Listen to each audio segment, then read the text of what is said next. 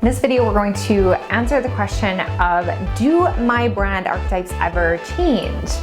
I've been doing a series on the different questions that I often get after people take my brand archetype quiz. If you haven't taken it yet, head over to kateputnam.com and join the 80,000 other people who have taken the quiz to figure out their innate brand advantage. My name is Kate Putnam. I'm the psychology-driven brand strategist, and I help entrepreneurs change the world with what they know. This video is continuing our discussion of common questions that I get after somebody takes my brand archetype quiz. If you haven't taken it yet, head over to kateputnam.com. It's been taken like 80,000 times, even more at the time. I mean, it's obviously increasing every day, which is incredible and amazing. And I love the fact that it gives people the permission to be their best selves. So if you don't know what your archetypes are, or if you are still figuring out how to blend them, you can watch some of the previous videos where I covered those topics. And then today we're going to talk about if and when your archetype should change.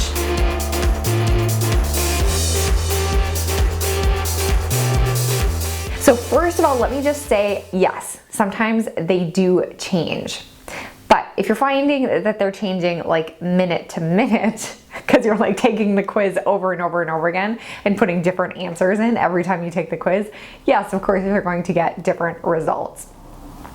And if that's you, if you're just trying different combinations of answers to figure out what comes out, I recommend that you go back to the Choosing Your Archetypes video, because in that video, I encourage you to exercise your veto power and to really lean into what each of the different archetypes stand for to figure out what you want to stand for. But in other cases, I've had clients and students who have taken the quiz, they've leaned in, they've chosen their archetypes, and then they found maybe a year or two later that they have changed when they take the quiz again. Now, of course, we're humans, especially if we're the face of our businesses. As we evolve as humans, our archetypes have a good chance that they might change too. So at that point, you have the opportunity to make a decision. So do you want to stay the path, to stay consistent? I mean, if you think about Harley-Davidson or Coca-Cola, they have built incredible brands because they haven't changed their core message. Coca-Cola still stands for joy, happiness, and innocence. Harley-Davidson still stands for like the, jumping out of your cubicle and your suit to enjoy the freedom of the road and that whole community of mavericks that they have built around their brand. So the best brands don't change very often, but if you're finding that you have made a dramatic internal shift, or you're making a dramatic shift to your business, those can be two times when it makes a lot of sense to definitely take a look at your archetypes, to reassess if the ones that you've chosen for your brand still make sense for you.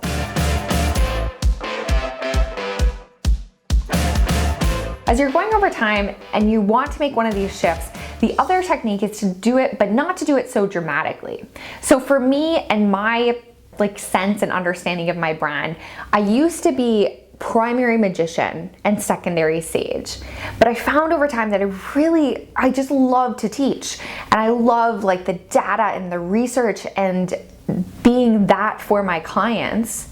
So I actually flip-flop the two in my own practice, in my own brand building activities. I put sage at the forefront now in both my visuals and my messaging, and then I back it up with magician as my secondary. So that's one option, to just kind of tweak it and to keep it fresh in your own mind, not for novelty's sake, but just to keep it in alignment with who you feel like you are inside.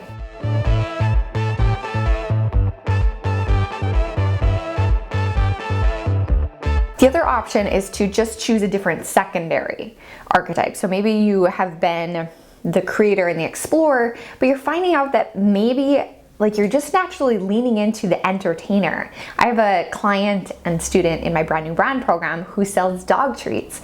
And originally she was a creator and explorer, finding new ingredients, new recipes, and she's still very much the creator. She loves putting together different ingredients to do that in a really cool way. But as she's been her brand over the last 2 years, she's realized that she's more naturally an entertainer. And that's how she had fun in her brand. So give yourself permission to do that as a refining technique over time. The key is not to flop around and keep jumping from archetype to archetype to archetype, because then they completely lose their power, right? Like, you aren't giving people a sense of understanding if you keep switching it all of the time. You want to create a consistent, compelling narrative that you tell over and over in different ways. So it's probably more powerful to stick with what you have or to make just a slight tweak, but I've seen it many times where clients and students have made a dramatic shift, maybe from like girl next door to maverick, because they're just stepping into their own. Like, they're really realizing who they are, and they've been in this process of becoming. So full permission slip to you if that is what's happening for you, and you really want to reflect that to your ideal clients, like that internal shift that's been happening. By all means, like, do a rebrand and portray the new archetype that you resonate with more now. But just make sure that, obviously, caveat, I've already said this, but just don't keep flip-flopping. Use it as a tool for consistency and as a filter so that you can be in the business of being your brand more often than you're in the process of defining what your brand is or redefining what your brand is. Building a brand is this powerful tool that it's like the bridge to your future. You get to decide exactly how you best serve the world and to build the brand that gets you there. So decide. But we're all human, so give yourself grace to change if you need to. I hope you're enjoying this content. Be sure to click subscribe. The little bell will tell you whenever I publish a new video. Keep being amazing. Keep sharing your genius with the world. I'll see you guys next time.